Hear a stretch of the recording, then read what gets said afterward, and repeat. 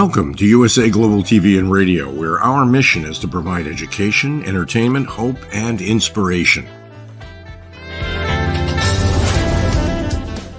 USA Global TV and Radio connects you with experts and audiences all around the world every single day to help you succeed in business and to live a richer life.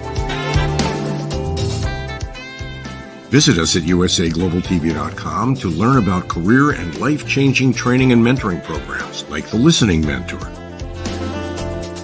Subscribe to our newsletter to stay informed about our special programs and offers. Discover how you can become a guest on one of our shows or a host or producer of a USA Global TV and Radio show of your very own. That's USA Global TV and Radio, where the doctor is always in.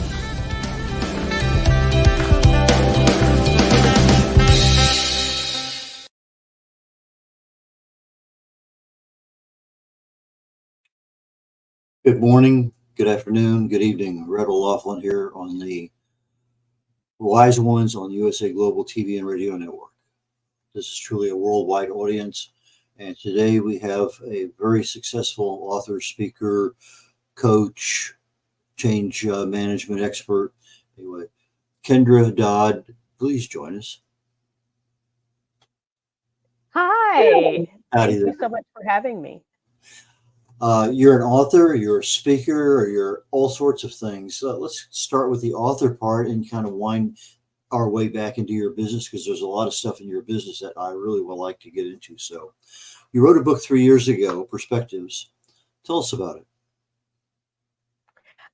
Perspectives. I wrote that and I started writing the book in 2020. I live in Minneapolis, Minnesota. For those who Google it, and to find out like what went on in 2020 that makes it. I know everyone was dealing with different things in 2020, but what makes 2020 unique, especially where I lived, was that is the home of where George Floyd was killed. And the work that I did, I was exhausted. I was helping people understand how that they feel about it, what are their emotions, how they can work. You know, that was a very heightened sense time. And I was in the nucleus of, I would say, a key storm that was international, that I know that individuals knew about that. And so I want to create something for people to reflect on themselves, to reflect and engage with others, and then hopefully get to some type of a better understanding of each other.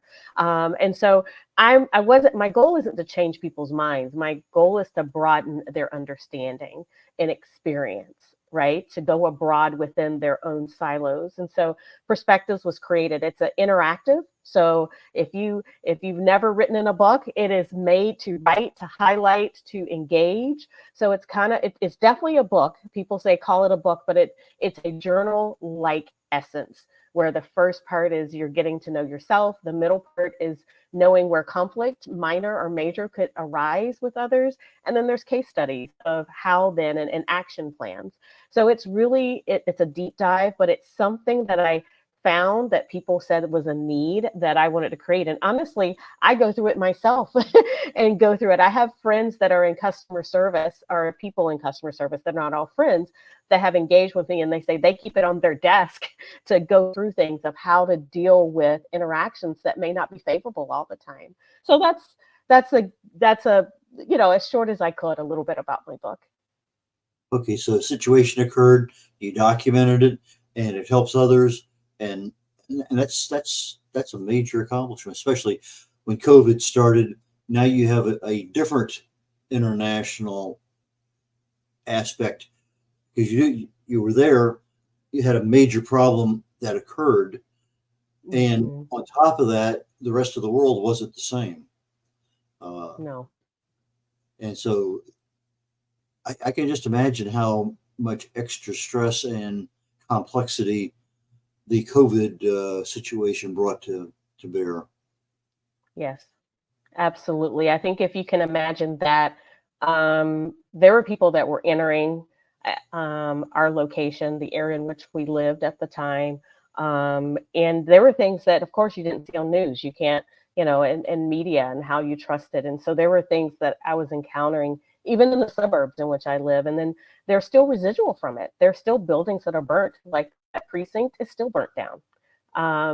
that you're still seeing residuals. I mean, the city's still really not the same, but you have a layer of that. Like there's some people I know, they say the hours aren't the same with retail because of COVID and the pandemic, but can you imagine just what happened within the nucleus of where I am? And so I think the biggest thing is there's, I don't want to, I'm not going to do it word for word, but there's a saying in Confucius that says reflection is important, but reflection without learning is detrimental. And I think that's very important, that how can we, and that's where this is. You can pick this book. What I love about this journal is that I don't expect you to read it in one sitting. It's something that you can use for a lifetime. It's something that you can maybe have changed. I'm going to pick it back up and say, how do I think about this topic now that I'm older, now that I've spent some more experience and time in different places? So it is at a gradual, it grows with you. And how this is created of your beliefs, where do I get those different perspectives from? And they're all through different layers, right? There's pillars. It's within the home I grew up in, it's within the community I grew up in, and then within institutions that I grew up in. They all influence the way we see things. And that creates our own reality when we do that.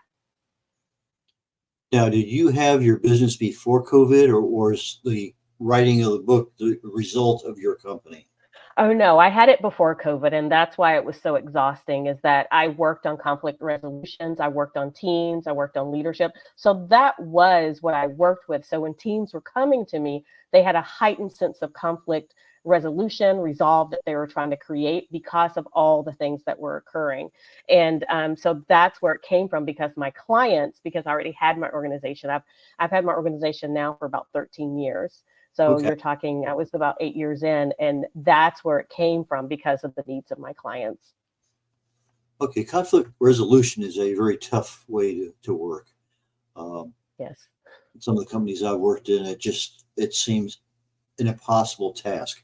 How did you get to being, I'm not going to call it an expert, but a major facilitator with success in conflict resolution? Because I think you may call it resolution, but it may not necessarily be fully enabled. Right. Or you could say conflict management. I would say the biggest thing is, I think we take things personally and we see things from our perspective, right? So if you were to say something to me, I call them bridge moments. That's what I talk about even in my book, is that when someone says something, well, let me start here in this baseline. And this is what I say all the time. When you wake up in the morning every day, so when you wake up and when I wake up in the morning, I don't wake up in the morning with the intentions to harm, to have conflict, to, cause dissolve, to have any, I don't want conflict. I don't think most people, right? I say most, right? There's exceptions to everything. Do not wake up every day and say, I want to, when I wake up today, I want to make Red's life hell, right? Most people are living what they think is true, is right, is just. And so what we do is then when someone does something to us, or we think they're doing it to us, it's not about us. It's usually always about them.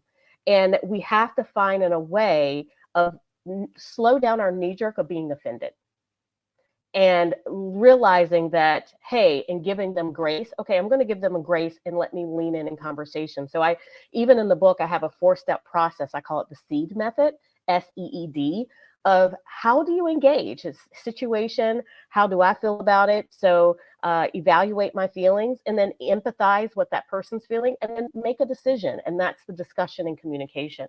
So I think the biggest thing is we first have to stop being so offended and start giving people grace as much as you want.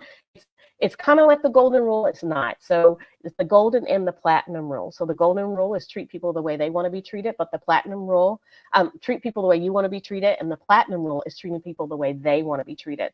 So let's think through both of those. I think is very important, and we forget that sometimes. One of the things my mom used to tell me quite often when I was young was, sticks and stones can break your bones, but words can never harm you.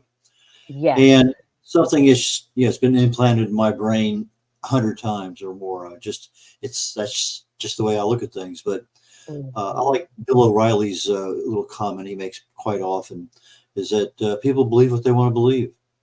Yes. And when you have that situation, you're sitting at a table, and on the table, there's a big 6 on your side, and the person on the opposite side looks at it as a 9. And no matter what you tell them, they're going to believe it's a 6 because, or 9, depending on, because that's their perspective. They don't look at the thing as, well, there's 4 ways to look at this thing, and you have to go from there. And so from that perspective, I can easily see where people can have a total disagreement, but to take transference of their beliefs and place them on you, or place it on what they expect of you, I think that's what we're seeing a lot of. And you have to, and as you said, you have to do some kind of self-reflection, but that's not something people do unless someone guides them that way. I know from decades in business that I worked in, they tried to give us our training to improve us as a better planner, supervisor, manager, whatever it was, but it was in the realm of our business position. Improving the individual person didn't happen in my life until after I got out of work entirely. And it was I wanted to improve. And so you start looking at the various things that are out there, the different people who are experts in this, and that really makes a difference. So you've taken that to a newer level by having a company that specializes in various aspects of change management, career coaching, facilitation, strategy. I'm sure there's a lot of companies that don't even have a strategy. They probably don't even have a mission. Why don't you tell us about a typical company turnaround that you had some success with? Right. One of the things I want to say that I so agreed with what you said, Red, was that you made the choice that you wanted to change. And that's where it starts. So I just want to commend you on that. Like, some people haven't even made that decision, or they think they want to change. So I just want to commend you on that, of saying, hey, I made the concerted effort. But I would say the one that I think about the most is I had a very prominent client during the time, and they continue to, it's a long-term relationship. I'll call it long-term. We've been together. I've worked with them maybe 6-7 years now. And so I've always asked my contact of, why do you pick me? She's like, when I think of culture, I think of you. When I think of a setting or an environment of where did this come from, she said, I think of you. And so I knew them prior to everything that happened in 2020. And I would say the biggest change that I'm seeing with them is they actually started with the foundation. Sometime, and this is why I'm giving this example, is sometimes you have to start with leadership and they have to say it's okay, but they were okay. They gave a blessing for me to come, but we really started with hearing and doing focus groups and listening sessions to the individuals that are frontline, right, within the business and what they did. And they really listened, and then I would speak to the leadership. So I would be the conduit. I would say the growth that I'm seeing is now I'm seeing the leadership engage, instead of having me as much, which it shouldn't be, to be the representative and the conduit, that they're leaning in and listening to certain groups. And they didn't. And there'll be small things that the leadership thought they knew and they didn't. And so I consider myself that conduit of, how do we listen to each other, and what are the ground rules, or what are the avenues or the success techniques to do that. And so that's probably the biggest growth that I'm seeing, is that there's no separation between them versus us, as it used to be with leadership, senior leadership, or CFOs, or the C-suite versus the front line. And I'm so proud of where they've gone, where they continue to go. But I think part of that is the front line is speaking up, right? It goes both ways. And that's what was happening as well. So that is a huge, better community and environment and culture than it used to be. And when you were in there assessing what needed to be improved, sometimes that's very difficult to break in and have somebody honestly tell you what's wrong. And then to be able to take that wrongness, whatever it is, and be able to present that to a decision maker. So I can see that that's a pretty tough job, and being able to be that conduit of, doesn't matter where it came from, but it exists. Yes. So now you've got to get over the management hurdle, those decision makers. Okay, fine, that problem exists, and you have a solution or more solution, a solution to at least get out of it, and then further solutions to address it. I can imagine some managers are not very receptive. Maybe they don't see the same thing that exists in there. It's an interesting position to be in, but if you have somebody, as we talked about earlier, that's open to change, they okay, fine. I don't believe it, but yes, it could happen. And then how do you?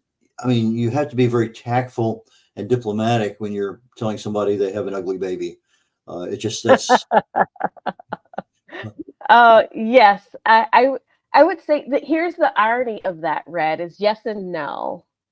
Yes, you'll have to, I think you can be honest and direct, but I think at the same, I don't want to say but, and at the same time, you have to be clear. To be clear, I don't know if you've heard, to be clear is to be unkind. And if we're not clear on what I'm trying to say, instead of beating around the bush. So coastal where I live, they call it Minnesota nice. I live in Minnesota. And it's passive aggressiveness sometimes. And so you don't really know where that person's coming from. So yes, there's a tact where you have to understand. So it's not the full sandwich method, but some people, it's refreshing when people are finally telling you, you know what? This is why, not an ugly baby, because I don't think everyone is the eye of the beholder, but saying this is how I see this. And I don't think people realize and being open to it. And so meeting people where they are, I think is very important. Is, well, do you see this? And that's where I usually start is, what do you do? What do you agree to? What do you believe? And then I'll lean into that belief. So I never usually will start, I'll give them accolades, but I never start where I think they need to change, because I don't know where their mindset is. So I think that's very important, of understanding the mindset. And it's even the belief of how you interact and what relationships are. One of the things in this one company that I was telling you about that I've seen significant growth is there was a situation where management didn't know that it was where they had hours. I'm trying not to, I'm trying to protect the, what this was, but it was there was a service organization and they had hours. And so what happened is things were shutting down, but unfortunately, because of the hours they changed and the extension of those hours and the bus hours, a lot of their front line rode the public transportation. And some of the individuals were walking hours to get home because the public transportation was shut down. And management had no clue by making those changes that it was impacting people's safety and personal lives. So that's a very important thing. And they did not know, and they didn't know how. And so there was an assumption, which that's the worst thing to do, that management knew what they were doing and that it was causing them harm, right? Things to be unsafe, or some of them were spending the night in certain places because they couldn't get home, because they lived a farther distance. So I think it's very important of people feeling safe. You're saying, how do they do that? But part of people feeling safe is actually saying how people feel, or how you feel. That's very interesting, because that should have been something that the people looked at that before they made the decision. I mean, that to me is one of those things. But I like the part that you said, this is what I see, as opposed, this is the problem. Because sometimes people say it's a problem and you're going to be very defensive. But when you say, I see it this way, and you bring in a different mindset, a different perspective, and a pillar that you're on as an expert with the company you have in your own experience, that lends a little bit more credibility, I think, to defining the problem, because they may not agree, but you're not telling them you observed this problem here, and I think that's more palatable. So I can see that personality, that personal wanting to get in there, not offend somebody, but still tell them they have a problem. And that's a difficult thing to do. That requires some real skill.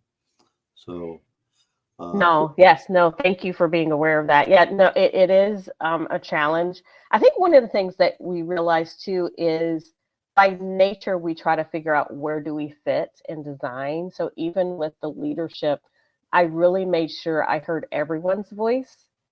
And that is even empowering. At no level, everyone wants to feel heard.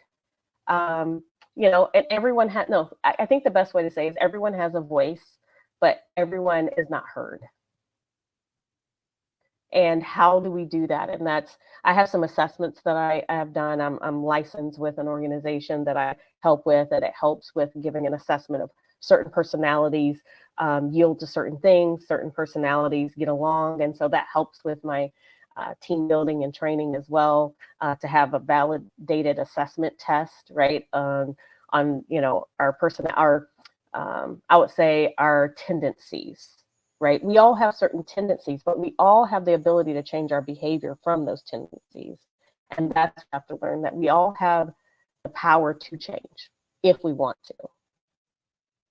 I can remember a few of those, what do you call it, Myers-Briggs kind of testing or DISC or whatever. It's been a while since I've been in the world. I'm sure there's newer ones than that. And they would come in and we'd all take our deal. Okay, I'm going to whatever. Okay, what does that mean? And, we see that in you. We see, and you see the assessment of those tests in the people, but 2 weeks later, it's gone. They're back to, okay, fine. I know I need to work on that, but it only lasted a short period of time.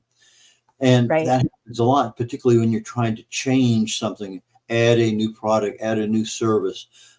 There's just all sorts of things when you get into change management that multiply the difficulty. And I think taking and improving the perspectives of the people, I think really does work as far as getting more productivity out of the business as a whole, because there's an understanding there. Okay, fine. I understand that's not the way you want things done, but it's still going to get done a slightly different way. And the end result is, okay, we met our goal. But when you're in there and you're assessing that and trying to make that done, are you obviously you're giving them new tests in order to get your level of satisfaction of where things are. Tell us about that testing program, because that's something I think is very important. I figure out, first I assess the need of where that organization is. I have the validity test of that's my more personality, and then what are triggers that cause me to behave what's not in my most positive state, right? The negative side of me. So that one's a really good test. But if it's a culture issue, I have created my own. So I have my master's in human resource development. So I understand the baseline of how to assess. And so I'll have a culture assessment, and then I've created my own EQ assessment too. So there's a difference. There's an emotional, EQ stands for emotional intelligence. So if it's an emotional intelligence concern, it's when people are not realizing how they're impacting others. And so I'll do an emotional assessment kind of evaluation, and we'll go through that. If there is something where you're seeing this leader is being successful, but this leader is not successful at all, but this leader, I will do my self, address that I created, a cultural assessment. It's an awareness, at least. When I see that there is a conglomerate of all of that, that's when I'll do what I'm licensed for, right, through a third party. It's kind of like we were saying, it's derived from kind of the Myers-Briggs, but it's very easy. It's only 5, and it's nomenclature. It's normal. It's main words like, okay, pioneer. I think you're going to nurture, a connector, right? A creative, a guardian. And so there are words that you can use on a regular basis that people remember. Like, I'm Myers-Briggs, but that's like what was the I stand for? T, what did the T, trying to remember things. And then, oh, okay, I'm a CD and DIS, but what was the C stand? These are some common words that I like that people remember that sustains a little bit better. But I think the biggest thing when I am trying to help and assess is meeting them once again where they are. No assessment. I wouldn't say that that one assessment is the best thing. I think the more we learn, the more we gain perspective, i.e. the more assessments even we take, the better we can. What those assessments do is it helps us articulate how we feel. Sometimes we can't. There's an exercise that I do with one of my, in the 5 voices that I do, there's an exercise where it's a script, and I'll have people stand up and they read the script of that voice of how they feel. This is how I would feel to be liberated. And I've had people cry. I've had people start cheering and shouting because they're like, I never knew how to express how I feel. This script helped me feel that way. And then what I like about this exercise, then they will state, this is what I need as my voice to feel liberated. Then there's a response statement saying, in return, thank you for telling me this. So there's a script. Then everyone else say, this is what I'll do for you in return. So you see how it's an engagement that for our relationship to do better, both of us have a responsibility. And that's what I love of, I'm responsible, you're responsible in making this better, not just one person. I like that approach. But you have, I guess I call it you get some Gen Zs and some millennials and all different mixes. And even within that short period of time, you hire somebody, they're bringing their baggage along because they're a Gen Z or a millennial or whatever, and they see things differently. They expect things differently. And I'm sure that your program is set up to identify the typical things of a baby boomer versus a millennial when you had that situation in management. Tell us a little bit about that. I think the first thing, you made a really good point. We are in a very unique situation. This is the first time ever that you could have 5 to 6 generations in the workforce. That's never happened in history. The boomers are staying, so that's a humongous conflict resolution. And so I think we start, yes, I have knowledge, and I've talked about the generational differences. Now, here's the thing that's very interesting, because I have studied. There's a older book called Generations, and they say that it skips the other generation of them having things alike. So the boomer and X may have certain things alike. So for example, it keeps itself. So it's like if I have my parents that were the boomers that raised me, okay, I was a latchkey kid, right? That's what they say, right? There's things, I'm independent, I'm going to work, there's certain things. And then I may raise my kids because they become opposite. But what happens is my kids may be more like the grandparents. So they said it skips 2 to 3 generations. So there's certain generations, for example, the Y generation likes face interaction. Now, it may be from a video and it's unique. So it's very interesting. And maybe that's the study. So I have a 15-year-old, Ted, I have a 17-year-old, and I have an 8-year-old. And relationships, because my family is spread out, that my 17-year-old have with my parents and what they were with my 8-year-old is different, because my 8-year-old, guess what, is used to FaceTime. They're used to video.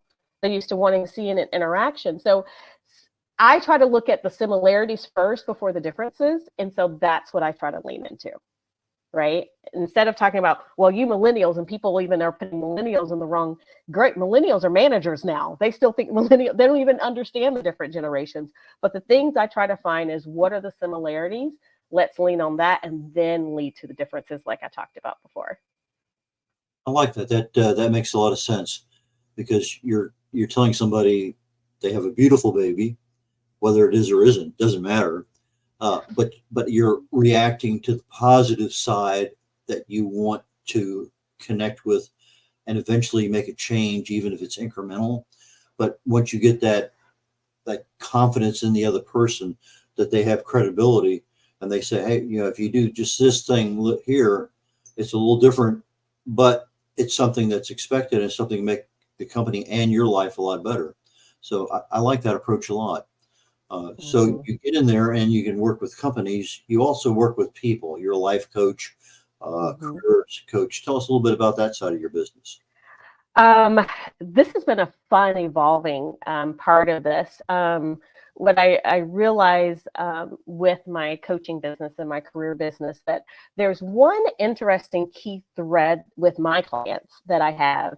And a lot of universities are doing a lot of work in that, especially I am actually out of town helping my daughter look at her college. So like my kids they're all very spread apart, as I told you. So I have a rising senior in college, a rising senior in high school, and even a 4-year difference with that. They're really looking at first gen. So in my coaching, in my business, one unique I've had from surgeons that are my clients that are in management. I've had from middle management and retail. I've had a very wide range.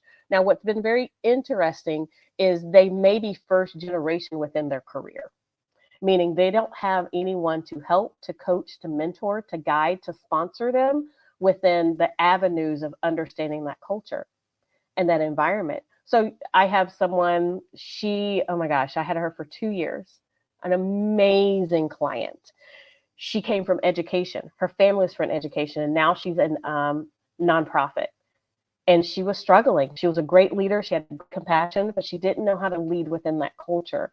And so helping her through that was very, very important. So I try to figure out where individuals' goals are, where there are opportunities, but most important, coaching isn't telling people what to do. Coaching is for them to recognize maybe the blinders they may have on, or their own self-inflicted speed bumps. I call them speed bumps that's causing them. And some of them are more than a speed bump. It may be even be a wall. I'm trying to get them to a speed bump that they can continue to move forward with courage and open to the things that they want and desire. I remember one of the videos we watched talked about the different age groups, baby boomer versus whatever, and they're put on a 3-day suspension. Somebody in the older generation really takes that personal, but somebody in younger generations, yeah, 3 days off, and it's just a different perspective of what that same thing is, and and I think a better understanding of, okay, I'm giving you 3 days off, the reason why, but it takes a little different way of talking to a different section of the age groups that represent those different personalities. And right. sounds like you've mastered that particular ability to do that. So. One of the things that's interesting that you say that. So most of my clients are through organizations.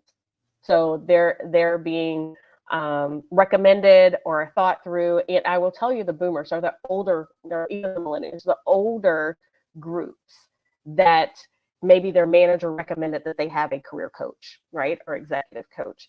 They get offended.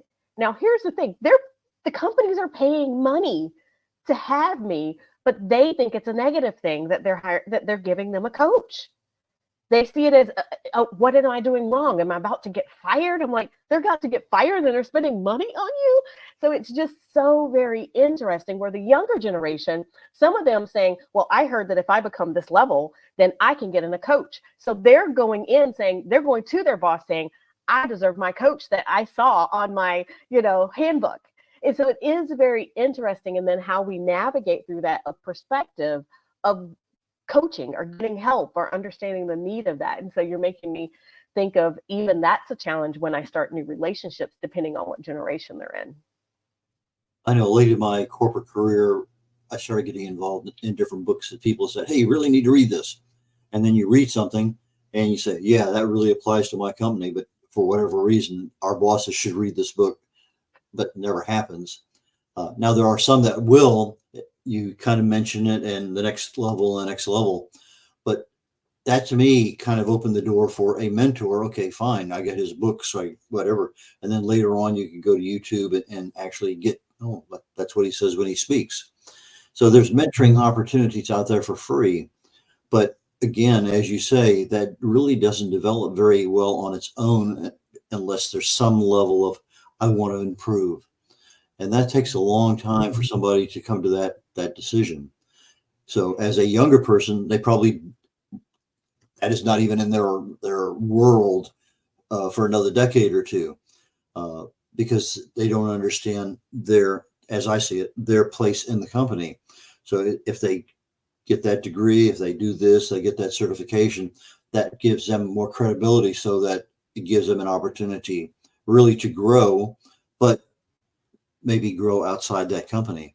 I've seen too many times where somebody gets their MBA and there's an expectation, nothing happens, or they hire a manager from somewhere else and that person, goes out on their own, leaves the company. So I can see a lot of conflict in people expecting improvement in their position in the company because they're improving themselves, but sometimes those don't align.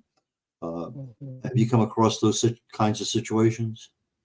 I have. This is probably not maybe helping me.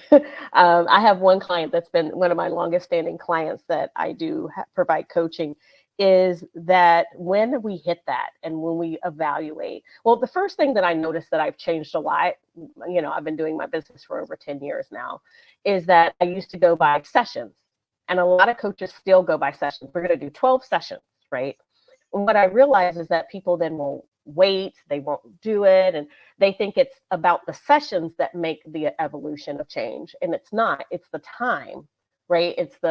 So all of my packages now are by time.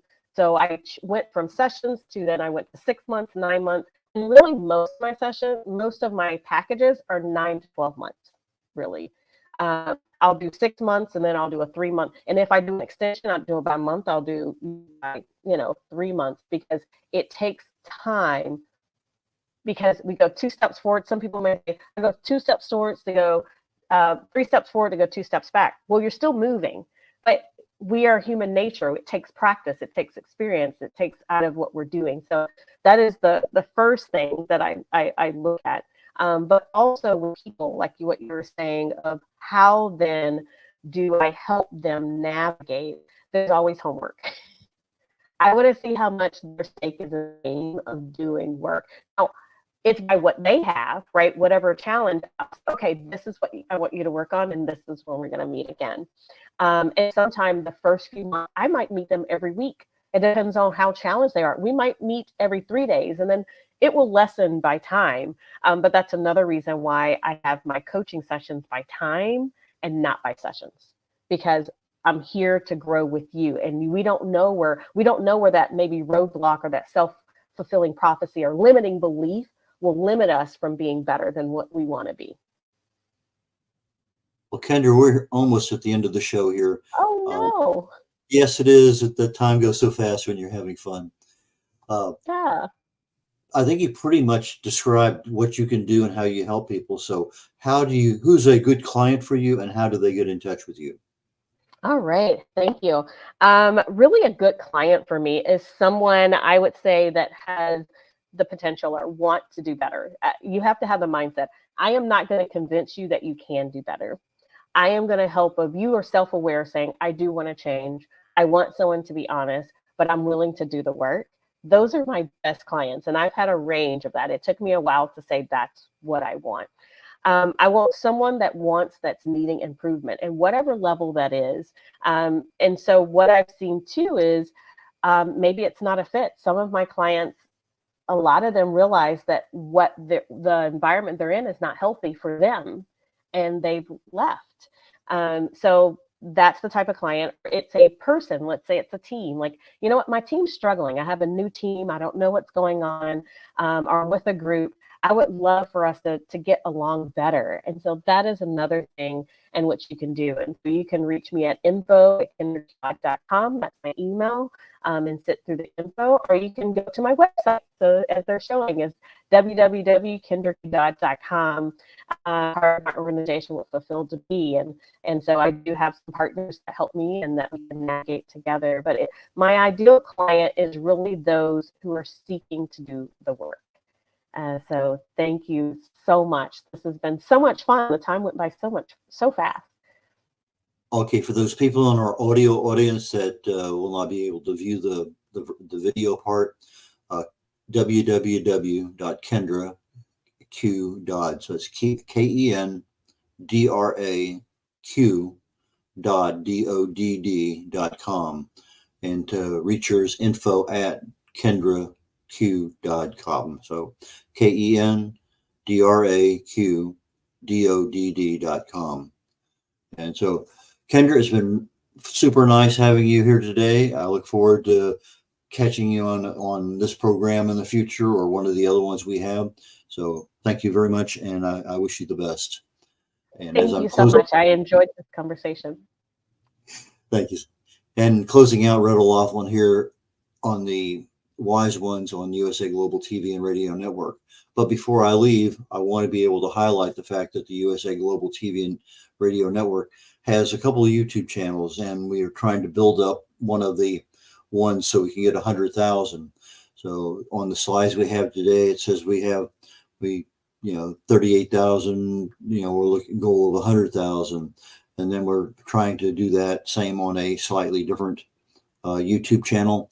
And so we started out at 0, and not literally, but anyway, we have goals there. So please go to YouTube, type in USA Global TV, and subscribe as best you can.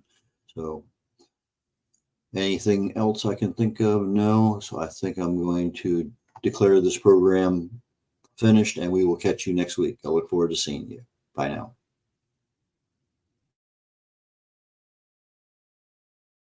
Hello, I'm children's author Diane Floyd Bain, and I am co-host for several of the USA Global TV and radio shows. I joined because of the purpose of the USA Global TV and radio. They provide content for the viewers and listeners, an opportunity for people around the world to have their own show or even be a guest on an existing show. We truly believe in helping others get their positive message out to the world.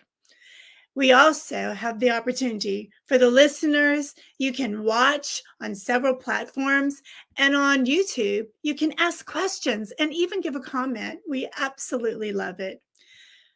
I love being part of the USA Global TV and radio because I love positive messages, and who doesn't? And we need more of that in the world.